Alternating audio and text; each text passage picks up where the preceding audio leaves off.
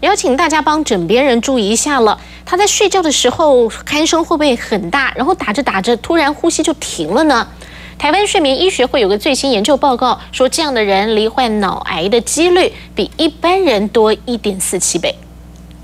睡觉时鼾声大作，可别以为只是单纯打呼大声而已，小心可能是睡眠呼吸中止的警讯。而根据台湾睡眠医学会最新发表的研究报告显示，有睡眠呼吸中止症的患者罹患脑癌的几率是一般人的1.47倍。类似研究结果也曾在国外引发讨论。而国内医界长达10年的追踪发现，一般人罹患脑癌的几率每1万人中有1.66人，但是有睡眠呼吸中止症的患者，每1万人就有2.96人得到脑癌。医师推论是和体内缺氧有关，因为呼吸中止会导致缺氧，所以你去模拟它的话，你发现说癌细胞的话，在缺氧的情形之下，它会就是